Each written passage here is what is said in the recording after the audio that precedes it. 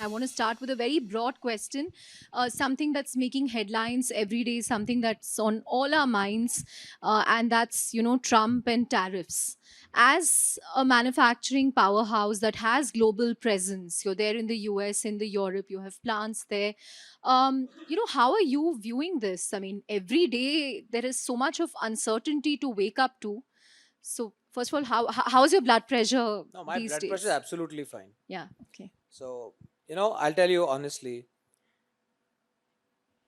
your business has to be robust enough that it can withstand some shocks for some period of time.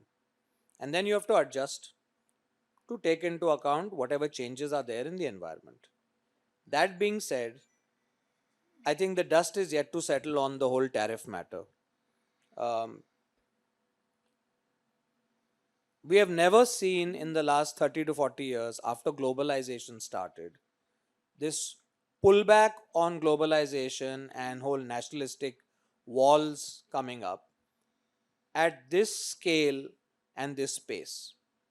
Now, quite clearly, this is a never before seen moment, and this is going to have a lot of ripples and repercussions in all markets. Hmm.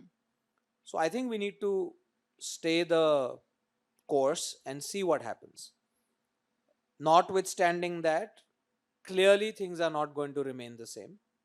There are going to be changes, both in terms of demands, in terms of volumes, in terms of prices, and many, many things. But I think India can and will overcome this. We may go through some pain, but I think we can, or rather, we have the potential to use this as an inflection point to rebuild stronger, better, Hmm. to be better prepared 3, 4, 5 years down the line. One thing that I see in India that I've seen for the last 30 years is that we never do anything in a planned way. We are at our best when there are no options, and that you just When we have are to pushed you to the just have to corner. make something Yeah. happen. Yeah. So I think this is going to be one of those times, and hopefully this is a time when we not only use it for a spot solution but for a larger solution. Right. So, what are the two, three things that you think the government can do, for the industry?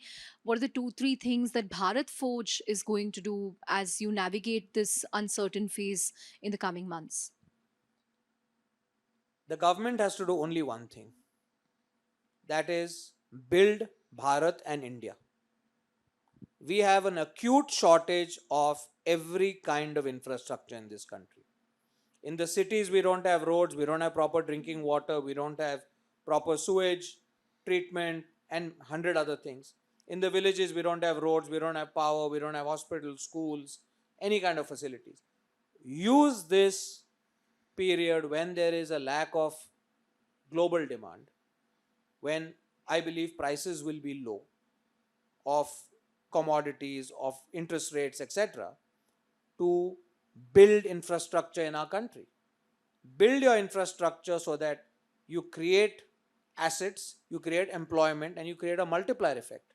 And you do it at a time when your costs are low and the benefit is the highest. Hmm. So that when we come out of this, we are much more competitive, we're a stronger economy.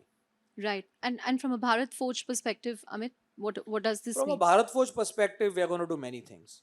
A, we will work closer with our customers. We'll get into new products, new segments. Our businesses like defense are growing very fast. We'll continue to put a lot of emphasis on that. We will also look at getting into new areas using our existing technologies and capacities so that we can broad base our revenues further. And we will look at reducing cost. We will use technology, we will use other means to reduce cost. Right. Does this also, push you to sort of double down on your investments in the US, perhaps set up more manufacturing capacity there to offset the impact of tariffs? Of course, it's not something that can happen overnight, but investments going forward, will you look at, deploying more money in the US to serve customers So we there? have a large investment already we have Yeah. made in the US. It's upwards of, I would say, 270 million, $250 million. So first thing is get that up and running to high full capacity. Hmm. That should be a revenue of more than 300 million. So get that to that level, which will generate a good return, and then look at further growth opportunities. But there may be some adjacencies that we can quickly get into, which may be smaller ticket sizes or bolt-ons or whatever. I mean, we haven't identified anything yet, but we're looking at two or three different areas In terms of acquisitions that. in terms of either setting up some facilities or getting into new products or some partnerships slash acquisitions. Right. The More partnerships than acquisitions. Right. The last time we spoke, Amit, I think this was sometime in January, where you said we need measures to revive growth, not in 5 years, 10 years, but in the immediate term. It was part of what you told us as part of your budget expectations. Do you think that has played out? Have the animal spirits sort of revived? The finance minister recently made a comment on how corporates are sitting on huge cash flows, but they are not putting that to work. What is your own perspective? I've had two board meetings this week, and both the companies are putting their own money into working capital rather than borrowing from the banks because they have cash and the bank interest rates are lower than the cost of the working capital. So that should give you the answer. I'm sure our friends in the banking sector also say the same thing, that credit-worthy clients aren't taking money because there really isn't new capacities being created. There are very small new capacities, very limited new capacities being created. If you look at many sectors in the core sectors of the industry, you look at steel, you look at cement, these two are the most, let's say, the iconic or the most base material sectors. In India, all you've seen is M&A. Yeah. I would say only 10 to 15% capacity increase has taken place in the last 5 years. Otherwise, the rest has all been M&A. So, where are we on the steel capacity? We're at 140, maybe 160 million tons today. By in year and a half, 2 years, we'll be at 200 million. China's at 1.2 billion. Okay, so I mean, I'm not saying China is overcapacitized, but at least a country like India needs to be 400 or so million, maybe 500 million, for the per capita consumption to even be half of or one third of China's. So I think we have a long way to go. And the real reason for the capacity being low is we really aren't creating infrastructure. Hmm. Where are our new train lines? Where are the real, roads and ring roads and all that? Pune has been talking about a ring road for I think 50 years. What was a ring road will now, I don't know, become a equatorial road. I think very soon we'll have to go around the whole earth to circumnavigate Pune. Look at the roads in Pune. I'm not even joking. My factory to my home is less than 5 kilometers. There are days when it takes me more than an hour. If there was no pollution and if I was not afraid of being hit by buses, trucks, I don't know what else, I would probably walk and reach in 40 minutes. This reminds me of Bangalore, which is grappling with a similar Bangalore still situation. has better quality of roads. Chennai has excellent roads. Hyderabad has fantastic roads. Bombay now has great roads. Delhi has always had good Yeah. roads. But Pune is neglected. If we just focus on Pune and fix our roads, I think you can pump a lot of juice into this economy. Right. Um, Overall, in terms of the state of the Indian economy, what is your take? Are things getting better? Uh, Chandra, a lot of people look at India. I'm investing in India. I'm setting up a plant in India. A lot of my friends tell me that. A lot of companies which I meet at Davos and other places. And I always smile and I say, yes, you're setting up a plant in India, but not in India. You're going to set up a plant in Maharashtra, Karnataka, Gujarat, Tamil Nadu, Rajasthan, And now Andhra Andhra Pradesh, which is Pradesh, giving away land. Orissa, Madhya Yeah. Pradesh, wherever. Hmm. It really depends on the competitiveness of the state. Yeah. How effective is the state at attracting investors and at servicing investors? And how cost effective is it to set up an investment in a state? If you wanted to set up if you got a client saying, I want to set up a plant in West Bengal, I mean, won't you do 3 times the due diligence of somebody who said, I'm setting up a plant in Gujarat or Karnataka or Maharashtra or Hyderabad or whatever? So, it's a state to state matter. Hmm. If we have 4 or 5 states where it's easy to do business, Yeah. okay, the rest of India is not easy to do business.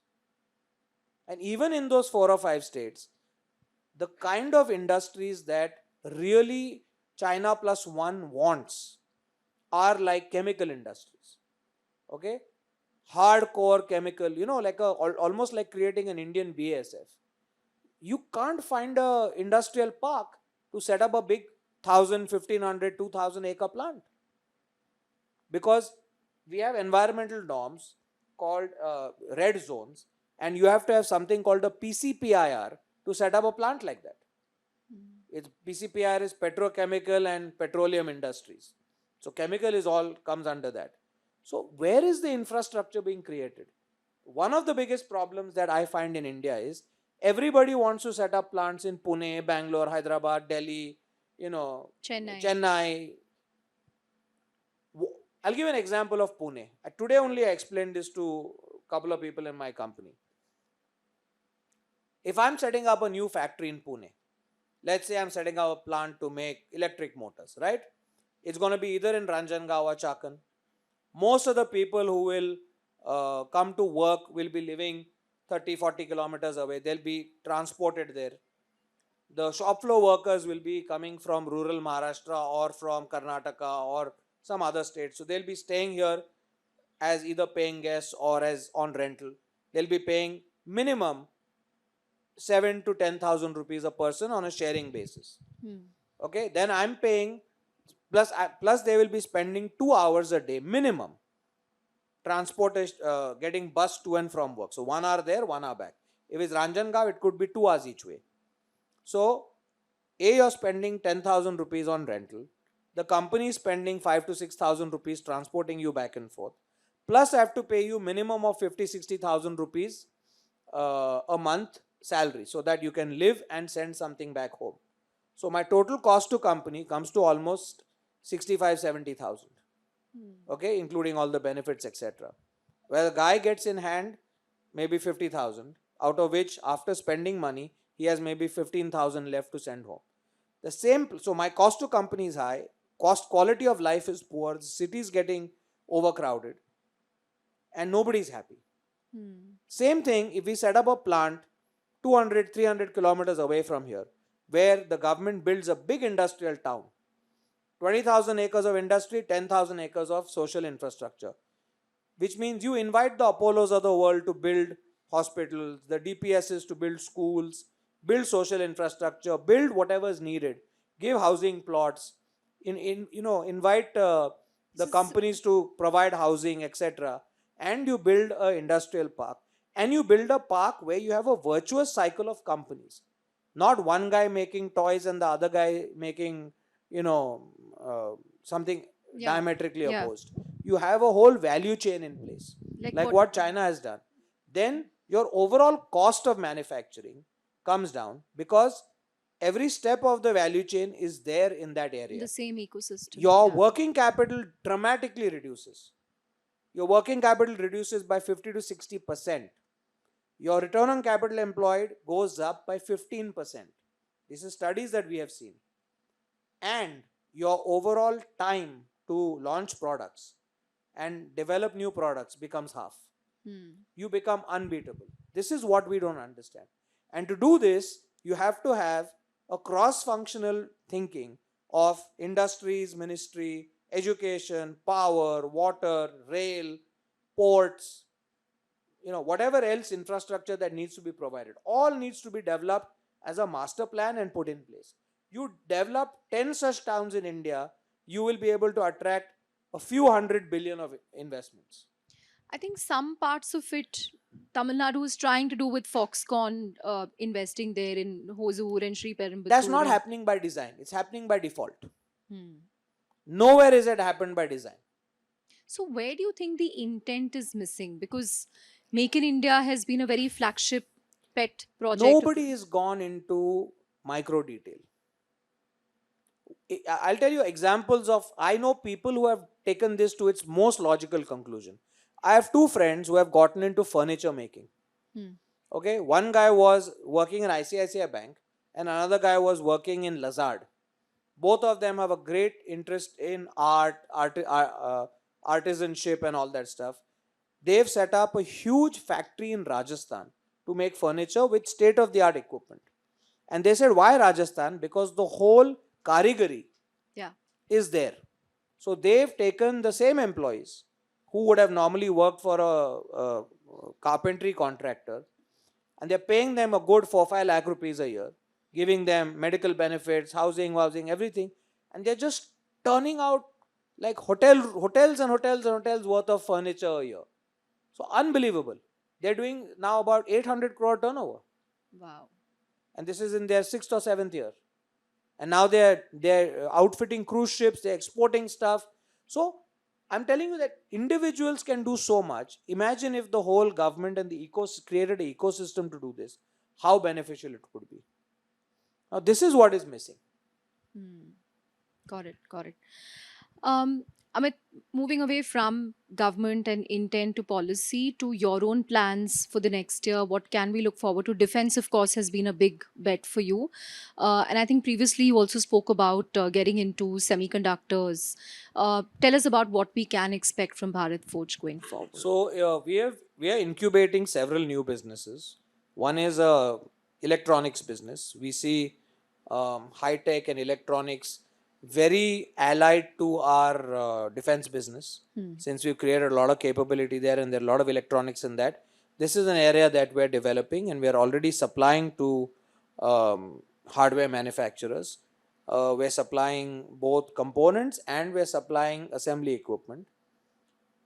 We will continue to do this and we'll also be getting into new hardware and electronic sectors.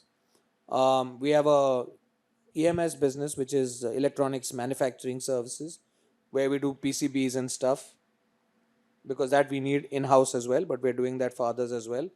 I think there are 2-3 other opportunities. Our aerospace business is growing very well. We just made an announcement that we signed a new contract with one of our big customers, and we're setting up a new large facility to make a new product range for them and for others This facility is coming up in Baramati. Okay. Right. Any other areas that No, bets right that now you. that's all.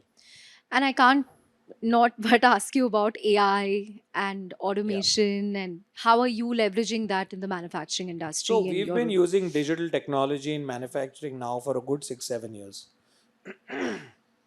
So we use digital in improving decision making. We've sensorized all our equipment so that we know early on through trends and stuff when we see changes in behavior, whether something is drawing more current, there's more friction, temperature, whatever. So we know how to take action, preventive action. So we've seen productivity gains of between 15 to 20%.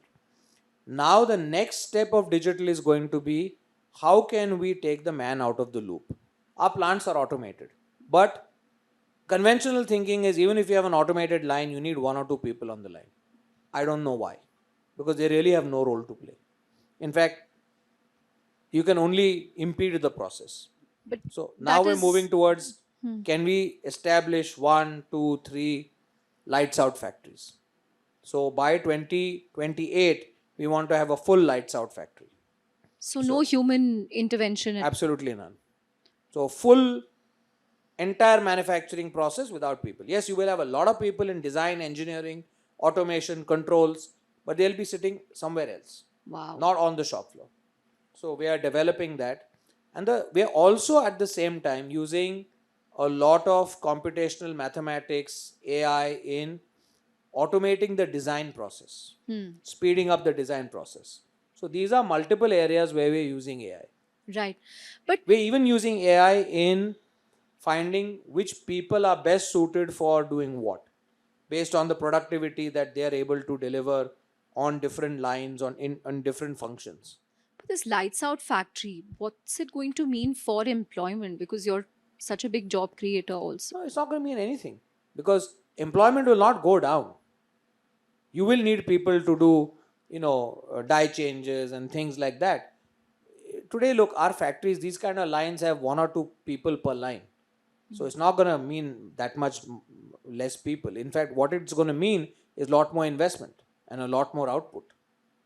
Right. People are going to do value added work, brain work, not, not pushing a button. Right. That doesn't add any value. Got it. Last couple of questions, Amit. Pune, if you look at it, has everything going for it, but it's always this proverbial dark horse. What will it take to kind of go beyond being Fix the infrastructure. fix the? I hope the Make state. this city livable. I hope the powers that be are listening. But Amit, in terms of your own leadership playbook, how has that changed in such an uncertain world? I mean, I was speaking to the founder of Perplexity a couple of months ago, and he said, I don't make annual plans, operating plans anymore because something keeps changing every week and I have to adjust, my plans according to that. At your scale, how has it changed you as a leader the last year or the last couple of years where there is so much of change every day, globally, So nationally? first thing is Hmm. accept the unexpected, not expect. Accept. Accept it. Accept that you don't have control over everything. Don't be a control freak. Don't worry about things that are out of your control. That's the first thing. Trump is going to put tariffs. It's not in my control. What can I do? I can't change his mind. So I have to change what I can change. I have to change the quality of delivery, the customer satisfaction, the cost. So These look are at the the things variables that you can what I control. can control. Work on what you can control. When you start worrying about what you can't fix, there's no point. It's a slippery slope. Only focus on what you can fix. And in such times, when there is a lot of uncertainty, remember that you're all in the same boat. Just be the last man standing. Put yourself always in the position to be the last man standing. Always, one of my professors taught me a very important lesson. His name is David Yoffie. He taught me at HBS. And he taught us a philosophy called judo and sumo strategy. He said, when you're big in something, use your strength against your competition. And when you're entering something, use the other guy's strength against him. Because strength equals mass equals weight. So, in synthesis, you should be big but fast An elephant that can dance. on one toe. On So, that. that's always keep your organization hungry, agile, and listen to people right down the value chain. So, People down the level have good ideas. so this I have to ask you. A lot of corporate leaders tell me they find it very hard to deal with Gen Zs. How does it work in your industry? I deal with 3 on a daily basis. Okay? So I'm a master at it. I think you can ask my son. I'm not so bad. What's your go-to AI tool these days? It's Chat GPT usually. What do you ask ChatGPT? I didn't ask anything for this. On that note, thank you very much, Amit, as always, for a very candid conversation.